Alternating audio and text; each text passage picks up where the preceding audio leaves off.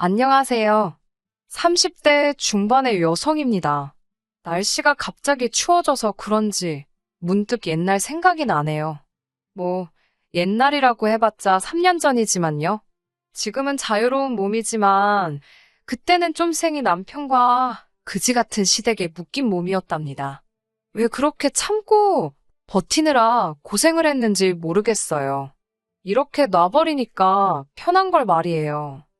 다 지나간 일이지만 굳이 이렇게 여기 와서 제 사연을 털어놓는 이유는요. 아무렇지 않은 듯 살아가다가도 10월만 되면 가슴 한 구석이 갑갑해지더라고요. 아무래도 제가 10월에 이혼을 해서 그런가 봅니다. 친구들은 이미 제 사정 알 만큼 다 아는데 거기다 무슨 사골 우려먹듯 또 이야기하기도 뭐하고. 그래서 오늘은 익명의 힘을 빌려 여기서 털어놓아 보려고요. 저는 지방의 한 도시에서 디저트 카페를 운영하고 있습니다. 사실 대학교를 졸업할 때만 하더라도 서울에 있는 회사에 들어가고 싶었지 장사를 하려는 생각은 해본 적도 없었어요. 솔직히 지방이긴 했어도 국립대를 우수한 성적으로 졸업했으니 적어도 중견기업은 들어갈 수 있을 거란 자신감이 가득 차 있었거든요. 하지만 졸업하고 반년이 지나도록 아무리 여기저기 이력서를 넣고 어쩌다 면접까지 가더라도 결국 취직을 하지는 못했습니다. 속절없이 야속한 세월이 흘러갈수록 제 마음은 조급해져만 갔지요. 괜한 자격지심에 집 밖으로 나오는 것도 꺼려졌고요. 그러자 평소에 친하게 지내던 언니가 그렇게 무기력하게 있지 말고 자기 카페에 와서 아르바이트라도 해보라고 하더라고요. 돈을 번다는 생각보다는 하루에 3, 4시간이라도 좀 다른 일을 하면서 시간을 보내는 편이 정신건강에 좋지 않겠냐고요. 언니 말을 들으니 그것도 일리가 있다 싶어서 그렇게 아르바이트를 시작하게 되었네요. 사실 카페에서 일을 하기 전까지는 스스로 쑥스러움도 많이 타고 낯도 많이 가리는 성격이라고 생각했습니다. 그래서 학교 다닐 때도 다른 친구들처럼 아르바이트를 하기보다는 혼자 도서관에서 공부하기를 선호했지요. 그런데 막상 아르바이트를 해보니까 제가 손님들하고 너무너무 잘 지내더라고요. 커피 내리고 디저트 만들고 하면 할수록 이 일이 내 천직인가 싶을 정도였네요. 그렇게 한 1년 가까이 일을 했습니다. 조금씩 남의 가게가 아닌 내 가게를 차리고 싶다는 생각이 들기 시작하던 무렵이었지요. 하루는 언니가 정말 미안하게 됐다면서 결혼할 사람과 이민을 가게 되어 가게를 내놨다고 하더라고요. 이건 기회일지도 모른다는 생각이 들면서 저도 모르게 그럼 이 카페 내가 인수하면 안 되겠냐고 물었습니다. 그러자 언니가 정말 기뻐하더라고요. 언니도 사실 자기의 청춘을 바쳐 만든 이 공간을 포기하기가 너무 속상했다면서요. 그렇게 저는 카페 아르바이트생이 아닌 사장이 되었습니다. 이후로 비로소 뭐랄까요? 일적으로 자리를 잡고 나니까 조금씩 주변 친구들은 어떻게 살고 있는지 눈에 들어오기도 하고 신경도 쓰이더라고요. 대부분의 친구들은 직장 생활을 하며 연애도 하고 있었습니다. 친정 부모님께서도 저더러 너무 일만 하지 말고 나이답게 살라고 그러시더라고요. 그리고 얼마 지나지 않아 지인을 통해서 남편을 소개받았지요. 남편은 저와 마찬가지로 자영업을 하는 사람이었습니다. 제가 운영하던 카페에서 멀지 않은 곳에 꼬치구이집을 하고 있다고 했어요. 처음에 그 말을 듣고 했던 생각은 꼬치구이라 요즘에도 장사가 되나? 그게 아무래도 제가 장사를 하다 보니 누가 무슨 장사를 한다는 소리를 듣거나 못 보던 가게를 보게 되면 매상부터 궁금해지더라고요. 직업병 같은 거예요.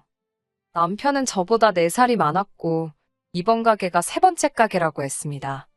앞에 2가게는 권리금을 받고 넘겼다고 했고요. 나중에서야 그 말도 거짓말이란 걸 알게 되었지만 남편을 소개받을 당시만 해도 소개를 해준 지인도 그런 세세한 속사정은 몰랐던 것 같고 저도 꼬치꼬치 따져 물을 순 없었으니 남편의 말을 고지고대로 믿었네요. 솔직히 이 거짓말 때문에 남편과 결혼도 약속했다 말해도 과언이 아닙니다. 저랑 4살 차이밖에 안 나는데 권리금을 받으면서 사업을 팔고 또 새로운 일을 시작하고 추진력도 있고 생활력도 있구나 싶었거든요. 소위 사업적으로는 머리가 튼 사람이라고 믿었습니다. 배울 점이 많은 사람이라고 생각하니 뭘 해도 멋져 보였달까요? 눈에 콩깍지가 제대로 씌었던 거지요. 하지만 막상 남편과 부부의 연을 맺게 되어 같이 살아보니 이건 아니다 싶은 게 한두 개가 아니더라고요. 말이 나와서 말인데 솔직히 어떻게 결혼까지 이르게 되었는지 제가 이야기하면 이야기하는 제 속도 터지고 듣는 사람도 속이 터질 거예요. 하긴 이제 와서 숨겨서 뭐 하겠어요? 앞서 말씀드렸다시피 저는 사랑에 눈이 멀어 남편의 성격을 제대로 알아채지 못했습니다. 그래서 남편이 결혼하자고 했을 때도 조금도 고민하지 않고 좋다고 했어요. 이후로 양쪽 부모님들을 모시고 상견례도 했고 모든 것이 원만하고 순탄하게 흘러가는 듯 했지요. 특히 남편은 하루빨리 저랑 같이 살고 싶다며 결혼 준비에 속도를 내더라고요. 그때는 당연히 그런 남편의 모습이 좋았지요. 의심은 전혀 못했고요. 하지만 청첩장을 다 돌리고 나서야 남편이 폭탄 선언을 하더라고요.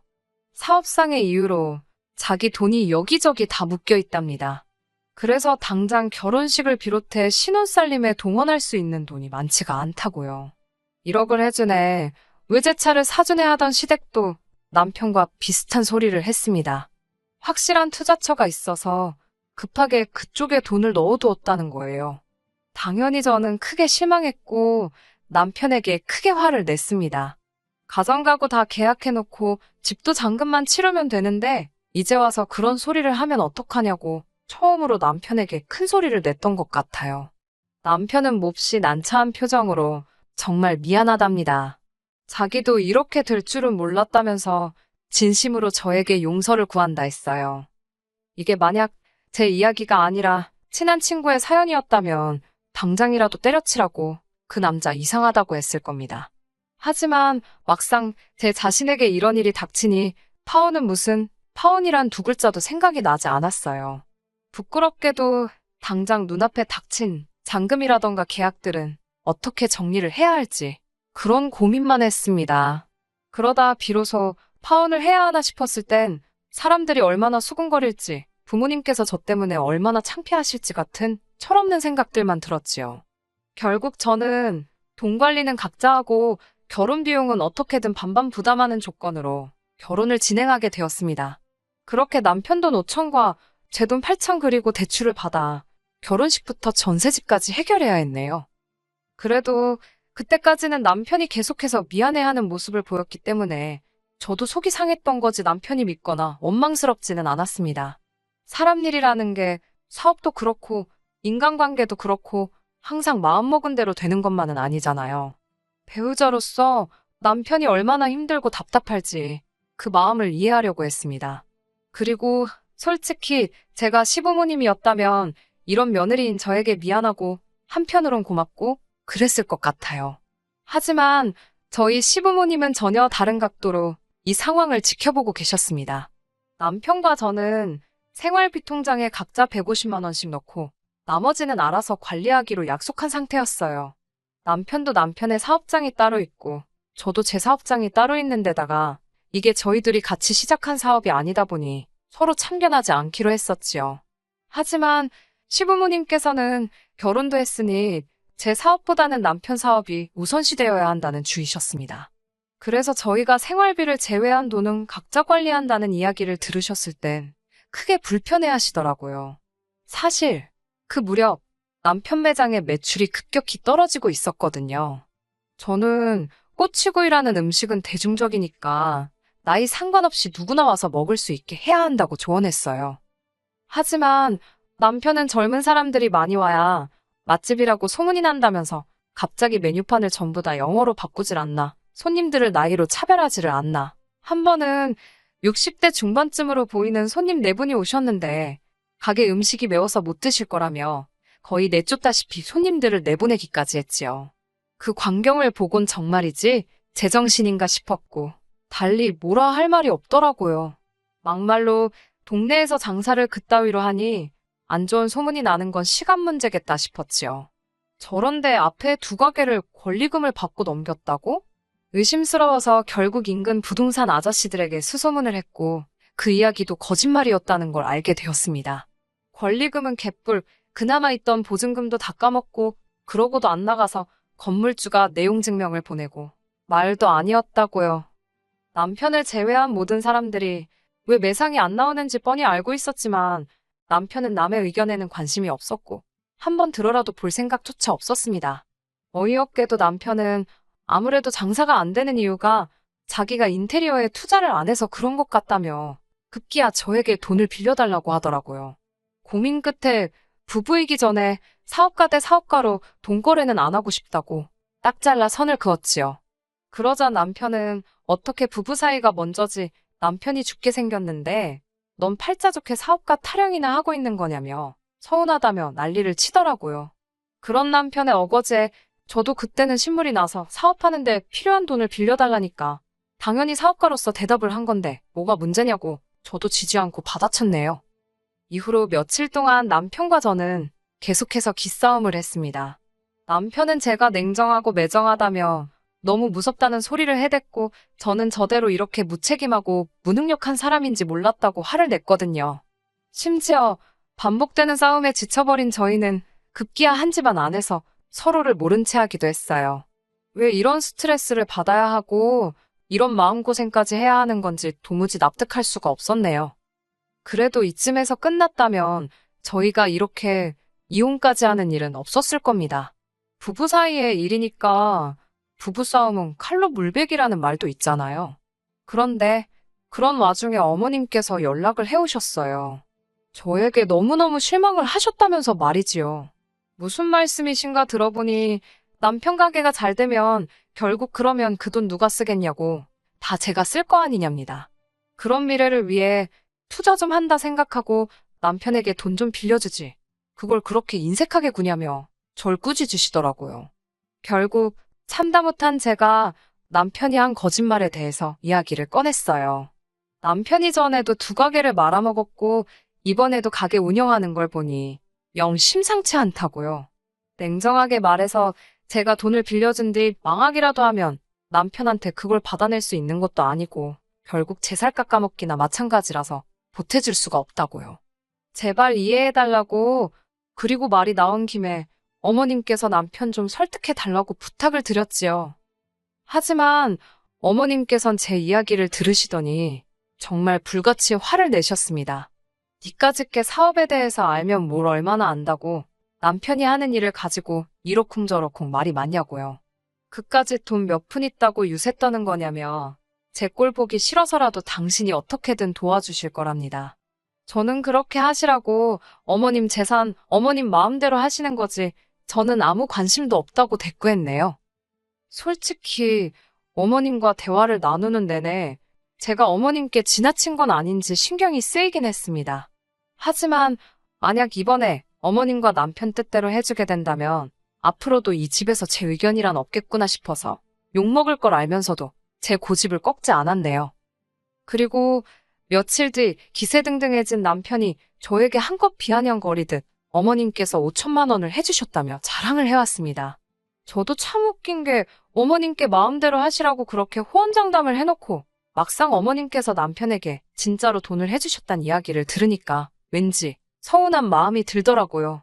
결혼식 때도 아들 빈손으로 장가 보내시고 저희가 전세 계약하면서 고군분투할 때도 모른 척 하셔놓고 그래도 결국엔 잘됐다 싶었습니다. 어쨌든 남편이나 어머님이나 당분간은 절 힘들게 하지는 않겠구나 싶었으니까요. 남편은 4천만 원에 가까운 돈을 들여 가게를 리모델링 했습니다. 솔직히 제가 보기에는 주인인 남편의 마인드가 문제라 장사가 안 되는 건데 가게에만 저렇게 돈을 처발라서 뭐하나? 아니나 다를까 들인 돈에 비해서 오는 반응은 미비했습니다. 하지만 조언을 해주고 싶어도 남편이 영 들을 생각이 없었으니 저도 뭐라 말도 하기 싫더라고요. 어쨌든 남편 사업인데 제가 감나라 배나라 할 형편도 못 되었고요. 그런 와중에 제 카페에도 일이 생겼습니다. 저희 카페 바로 옆에는 오픈한 지 얼마 안 된 미용실이 있었는데요. 그 미용실에서 화재 사고가 일어난 거지요. 그나마 새벽이었기에 다친 사람은 없었지만 재와 그 흐름이 저희 카페까지 덮어서 당장은 장사를 할 수 없는 상황이었습니다. 미용실 주인이 너무 속상해하니까 저는 앓는 소리도 낼 수 없었어요. 하지만 제 속도말이 아니게 쓰렸지요. 그나마 다행히 친정부모님의 조언으로 진작부터 화재보험이다 뭐다 이것저것 잔뜩 들어놓은 상황이었거든요. 덕분에 카페를 뽑고 보수하는 데 필요한 보험금을 제법 넉넉히 받게 되었습니다. 이참에 그동안 마음에 안 들었던 부분도 고치고 소위 업그레이드를 시켜야겠다 생각하고 있었는데 남편이 이야기를 좀 하자더군요. 직감적으로 돈 이야기구나 싶어서 저도 정신무장을 단단히 했지요. 게다가 남편은 시부모님까지 모시고 자리를 만들었더라고요. 이쯤 되니까 정확히 이유도 알기 전에 기분부터 나빠지고 예민해지더라고요. 아니나 다를까 어머님께서는 보험금으로 얼마나 받았냐며 말문을 여셨습니다. 저도 본능적으로 금액을 확 낮춰서 말씀드렸어요. 이건 무슨 눈치 게임도 아니고. 아무튼 그러자 어머님께선 기왕 이렇게 된 거 저더러 이참에 장사를 때려칠하셨습니다. 그리고 그 돈으로 남편 장사에 몰빵을 하든지 당신이 남편에 준 돈을 갚든지 하라셨어요. 지금 이런 불경기에 부부가 힘을 합쳐야지 니들이 따로 국밥이냐고요. 저는 싫다고 했습니다. 제 카페가 남편 꼬치구이 집보다 훨씬 장사도 잘 되는데 접어도 남편이 접는 게 맞다고요. 그러자 어머님께선 그럼 제 카페는 고치지 말고 그냥 장사하랍니다. 사람들이 카페에 커피 마시러 오지 벽지 보러 오냐면서요. 그리고 보험금은 당신 달라고 하시더군요. 저는 무조건 싫다고 했어요. 막말로 제가 이만큼 될 때까지 1,000원 한 장 안 보태주신 분이 왜 제 돈을 탐내냐고 결국엔 어머님께 큰 소리를 내고 말았지요. 그러자 남편이 저더러 말이 심하다면서 솔직히 생각이 있으면 그 보험금으로 저도 대출을 갚던가 뭔가 쓸모있는 걸 해야 하지 않냐입니다. 그러면서 저한테 이렇게 생각 없는 여잔 줄 몰랐다대요. 그 말을 듣는데 진짜 어이가 없어서 전세대출은 오빠랑 나랑 같이 사는 집 구하느라 받은 건데 왜 내 보험금으로 그걸 갚으라는 거냐고. 진짜 웃긴다고. 대출은 지금처럼 오빠랑 나랑 반반씩 갚아나가면 되는 거지. 왜 나한테 덤티기를 씌우려 하냐고. 아주 정색을 했지요.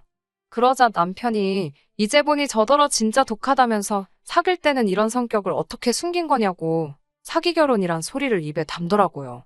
누가 지금 누구 앞에서 사기를 운운하는 건지. 그 전에도 남편의 한심한 행동들 때문에 한 번씩 확 이혼해버려. 그런 생각을 하긴 했었는데 사기 결혼 소리를 들으니까 그동안 남편이 절 속였던 것들이 주마등처럼 스치면서 진짜 이혼하는 게 나을지도 모르겠다 싶더라고요. 그런데 그때 저보다 먼저 어머님께서 그따위로 할 거면 이혼하라는 말씀을 하셨습니다. 듣자 하니 제 말하는 게 거슬려서 못 봐주시겠다면서 그따위로 할 거면 헤어지라대요? 헤어지잔 소리를 해도 내가 해야 하는 판인데 시어머니가 나서서 그런 소리를 하니 듣기 좋을 리가 없었지요. 저도 홧김에 네 할게요. 어머님이 하라는데 이번 한 번은 어머님 말씀대로 해드릴게요 라고 소리를 질렀습니다. 그리고는 남편에게 잘 들었지? 당신 어머니가 하라고 한 거야. 내 탓하지 마. 소리를 지르곤 집에서 나와버렸네요. 이후로는 뭐 말 안 해도 아시겠지요. 이혼하겠다고 마음을 먹고 나니까 뭐 척척 진행이 되더라고요. 어차피 카페는 보수공사 때문에 문을 열지도 못했으니까 그참에 변호사도 몇 명 만나서 상담도 받고 그랬네요. 뭐 이후로는 솔직히 시간이 걸려서 그랬지 어려운 건 하나도 없더라고요. 그렇게 가을과 겨울 그 사이에 이혼을 하게 되었습니다. 큰 숙제를 끝낸 듯 홀가분했고 그 무렵 카페도 재오픈을 하게 되면서 여러 가지로 마음이 바빴습니다. 그리고 원치 않았어도 지인들을 통해 남편의 소식을 듣게 되었는데 어휴, 기어이 일을 냈더라고요. 그렇게 손님을 차별하며 가려가며 받는 헛짓거리를 하더니 동네 엄마 중 누가 지역신문에 제보를 했답니다. 자기 친정 아버지가 개무시를 당하고 돌아왔다면서요. 사람들은 금방 제보 속 가게가 남편 가게라는 걸 알게 되었고 망했지요, 뭐. 솔직히 속으로 너무 꼬숩더라고요. 진작에 제 말을 들었으면 그렇게 망하진 않았을 텐데. 저는요, 이혼 후로는 날개 달린 듯 펄을 날아다니는 기분이에요. 처음 카페를 인수했을 때가 엊그제 같은데 며칠 전엔 사무점까지 냈거든요. 당분간은 연애고 뭐고 쓸데없는 생각은 접어두고 사업에만 올인할 겁니다. 그래서 내년 이 무렵에는 더 좋은 소식 가지고 제 근황 들려드리러 또 올게요. 끝까지 들어주셔서 감사합니다. 오늘의 사연은 여기까지입니다. 구독과 좋아요, 알람 설정 부탁드리고 더 좋은 사연으로 다시 찾아뵙겠습니다. 감사합니다.